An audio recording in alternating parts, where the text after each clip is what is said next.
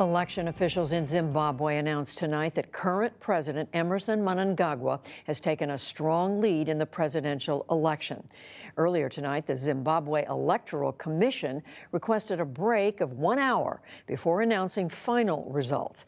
As William Brangham reports, this election and the process by which the votes have been counted have sparked protests and violence. Even before officials began announcing election results, the results of the presidential election in respect of Harare Metropolitan Province, both sides were claiming victory in the presidential race. And both sides were bracing for more violence. People are in fear too much about what happened yesterday, because what Army did, I think, is bad.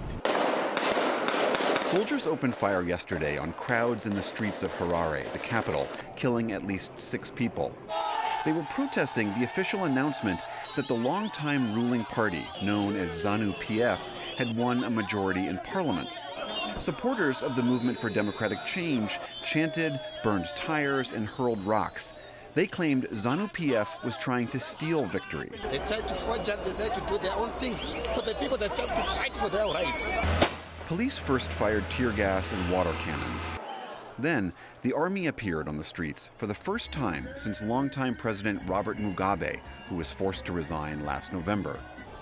Some of the troops fired live rounds directly into protesters and bystanders. He's like holding a gun, pointing a gun to a civilian. I've got nothing. How can I fight you? Foreign election observers condemn the government's response to the protests. When unarmed civilians are doing a manifestation or protesting, live ammunition, should not be used in circumstances like that. Each side blamed the other for the violence. Mugabe's former right-hand man, 75-year-old incumbent president Emmerson Mnangagwa, and his main challenger, 40-year-old lawyer Nelson Chamisa. Known as the Crocodile, Mnangagwa has been accused of organizing attacks on the opposition during the 2008 presidential election. On Twitter today, the president offered sincere condolences to the victims and called for an independent investigation. He also said he reached out to Chamisa to defuse the situation. But Chamisa, on his way to visit the wounded in a hospital, said he's had no such communication, and he insisted the fault for the violence lies squarely with the government. You have an unarmed civilian who is attacked by live ammunition. Is that normal? Even in Banana Republic, is that normal? Later, he likened Mnangagwa's rule to Mugabe's brutal years in power. What it confirms is that the leopard does not and has not changed its skin. By this morning, soldiers and police patrolled the streets of the capital among the shuttered stores and warned people to stay away. Police also sealed off Chamisa's headquarters. His supporters warned they will not be repressed again. One said, "We are tired of these people. They have to go." Just a few seconds ago, Zimbabwe election officials announced that Emmerson Mnangagwa has won the election. So what do these results mean for Zimbabwe? Peter Pham runs the Africa Center for the Atlantic Council here in Washington. Welcome back to the NewsHour. Pleasure to be with you. What's your reaction to these results? Well, I regret to say that they've been tainted by the events, the tragic events of the last 24 hours.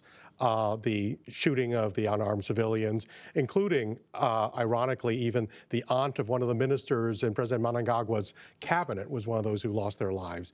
That casts a shadow over these results, and it's a shame because this has been probably arguably the best election Zimbabwe has had in almost 20 years. So it's sad, but we now have the results, and the key thing is to learn the lessons and move onward from here. So your sense is that the claims of the opposition party, that there was some rigging going on, that in the last few days they were somehow ginning up totals to make sure that the president was reelected, you don't think there's any evidence that that really went on? You think this was fair? Well, I think if there's evidence, I'd like to see it. And certainly it was not a level playing field by any stretch of the imagination. Media coverage was almost exclusively given to the incumbent president, very little to the challengers. We also have questions about perhaps the voter rolls being manipulated, ghost voters being there. So there's some serious questions that need to be answered, and certainly the Election Commission didn't cover itself in glory with its delays in publishing the results, which heightened suspicion. On the other hand, the opposition didn't help itself either. It was divided. In some places, they even ran two candidates against each other and handed seats that they should have won in Bulawayo, for example. By splitting the vote. Splitting the vote with it from two candidates of their own party, not counting other opposition candidates. So that didn't help matters much. And so that's something that the opposition needs to address as well. And then certainly some of the claims that Nelson Chamisa made during the course of the election, some are risible, others are in the last 24 hours calling people out in the streets and proclaiming himself the winner before the results are announced. That heightens the tensions. So is it your sense that the country now comes together, agrees that this was fair, and that the president is the president? What the country needs now and what the international community needs to encourage is statesmanlike behavior, both on the part of the president, on the part of those who challenged him, and on the part of the Election Commission to be transparent, to put everything out there and let people decide in a calm, tranquil manner.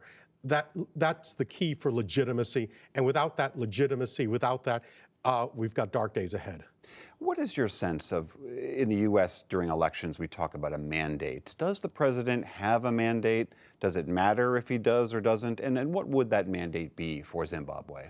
Well, I think the president needs a mandate to carry out the opening, hopefully, of a new chapter in Zimbabwe's life, the first in almost 4 decades without Robert Mugabe. On the other hand, one could argue that ZANU-PF has a legislative mandate. This is his party. This is the party, has a legislative mandate. Overall, more than 2/3 of the seats in parliament were won by ZANU-PF, the incumbent ruling party. Were some contestable? I think that will remain to be seen when we see all the results parsed out. But it's very clear the opposition didn't help itself by splintering in the lead up to the election. Peter Pham of the Atlantic Council, thank you so much. Thank you.